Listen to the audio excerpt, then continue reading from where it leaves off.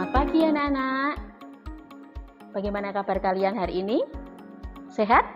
Ya. Saya berharap bahwa hari ini anak-anak tetap semangat, tetap senang untuk belajar dari mata pelajaran yang akan Bu Hani sampaikan pada pagi hari ini. Ya. Baik. Kemarin pada pertemuan yang ketiga, kita sudah belajar tentang apa? Yo, siapa yang masih ingat? Oh iya, betul sekali ya. Kemarin kita sudah belajar tentang ciri-ciri kebahasaan. Ya, jadi dari setiap teks dalam pelajaran bahasa Indonesia, ketika kita belajar mengenai sebuah teks, pasti di situ memiliki ciri-ciri, ya, ciri-ciri yang membedakan antara teks yang satu dengan teks-teks yang lain. Nah, untuk teks laporan percobaan, ya, kemarin kita sudah belajar mengenai ciri-ciri kebahasaannya. Ya. Nah, sekarang kita akan belajar untuk menyajikan teks laporan percobaan. Menyajikannya dengan cara bagaimana?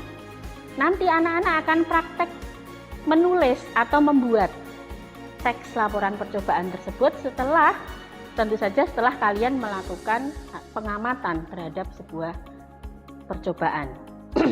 Nah, kali ini menyajikan teks laporan percobaan tentu saja harus memperhatikan format penulisan.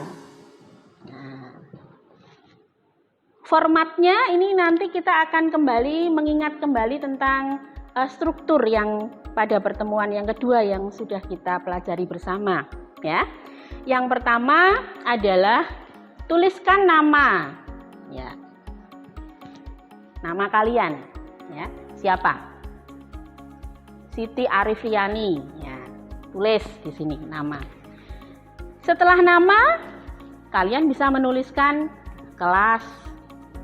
Nah, kelas berapa, ya. Setelah itu, berikutnya ada tujuan. Tujuan kemarin sudah Bu Ani jelaskan ya. Apa yang dimaksud tujuan? Nanti yang kalian tulis di dalam tujuan apa? Ya, betul sekali. Jadi tujuan ini menjelaskan apa alasan melaksanakan percobaan. Atau dengan kata lain, tujuan percobaan itu apa? Tujuan percobaan itu untuk apa? Ya, tujuan, alasan atau tujuan. Kemudian berikutnya ada dituliskan setelah tujuan adalah hipotesis. Ya. Ayo, siapa yang masih ingat kemarin apa yang dimaksud dengan hipotesis? Ya, Santi? Ya, betul sekali, ya. Jadi hipotesis ini menjelaskan apa yang diharapkan dari sebuah eksperimen, ya. Yang diharapkan apa dari eksperimen tersebut? Kalian jelaskan di dalam hipotesis. Apa hasil yang akan didapat? Ya, hasil yang didapat dari percobaan itu apa? Jadi hipotesis percobaan ini adalah, nah apa? Kalian tuliskan di situ. Setelah hipotesis, berikutnya adalah menyebutkan alat dan bahan. Tentunya ketika kalian melakukan percobaan kan di situ membutuhkan alat dan bahan yang akan mendukung atau dibutuhkan selama melaksanakan percobaan. Nah, daftarkan saja semua alat dan bahan yang digunakan selama dalam percobaan tersebut. Ya, tentu saja tidak sulit ya. Ya, sangat mudah sekali.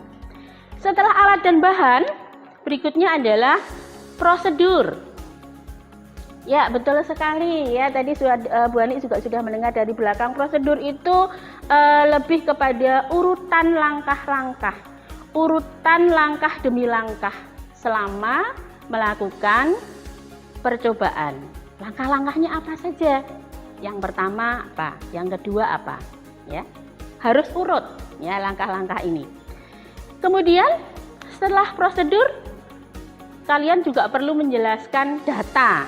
Ya, jadi untuk mendukung kelengkapan ya dan juga hasil dari percobaan itu tentunya dibutuhkan data ya.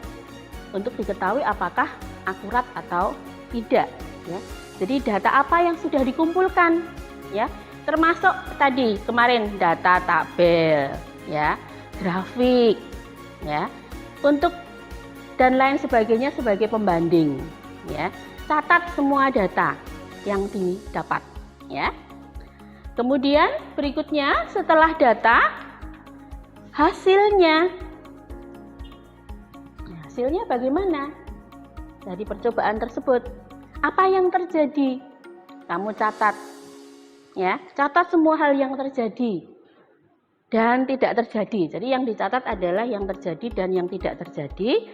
Apakah sesuai dengan harapan ataukah ada hal-hal yang perlu diperbaiki, ya? Jangan hilangkan kesalahan yang terjadi. Hasilnya ditulis. Nah, kemudian yang terakhir adalah simpulan. Ya. Nah, tentu saja simpulan ini adalah satu langkah terakhir. Format yang harus dijelaskan adalah apa yang diperoleh, apa yang didapatkan. Jelaskan apa yang dipelajari dan semua ketidaksesuaian atau hasil yang diharapkan. Ya. Nah, kalau sudah ada yang ingin bertanya tentang masing-masing format ini? Baik, kalau tidak ada, Bu Ani akan menunjukkan sebuah model, ya, sebuah model teks laporan percobaan, ya, akan ditampilkan, ya, sebuah teks laporan percobaan. Di sini ada hasil yang bisa ditulis. Model laporan percobaannya adalah laporan praktikum jaringan silem, ya, berarti ini terkait dengan pembelajaran IPA biologi, ya. Coba perhatikan. Yang pertama tujuan, ya. Kemudian yang kedua bisa kalian baca di situ ada kajian teori, ya, teori yang mendukung. Kemudian yang berikutnya alat dan bahan disebutkan saja, misalkan seperti contoh di situ ada 1 cutter, ya. Kemudian ada 2 buah tanaman pacar air dan seterusnya, ya, terperinci, ya. Kemudian berikutnya langkah-langkah atau cara kerja ditulis di situ, ya, dari langkah awal sampai akhir selama kalian melakukan percobaan, ya. Bisa dilihat di situ dalam modelnya. Dan kemudian ada hasil pengamatan di sini dicontohkan di dalam model itu dalam bentuk tabel, ya. Hasilnya bisa ditulis dalam bentuk tabel. Nah, setelah hasil ada pembahasan, ya.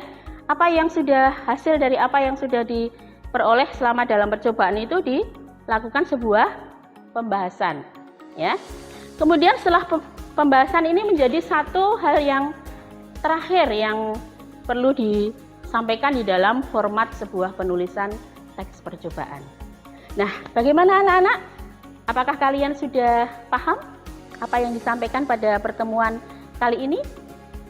Nah, kalau sudah, nanti anak-anak bisa melakukan sebuah pengamatan, melakukan sebuah percobaan, dan nanti kalian akan belajar untuk menyajikan teks laporan percobaan tersebut. Bu Ani percaya kalau kalian betul-betul melakukan seperti apa yang sudah disampaikan Bu Ani pada pelajaran terdahulu, pasti bisa. Oke, Bu Ani tunggu hasil kalian, ya. Terima kasih anak-anak.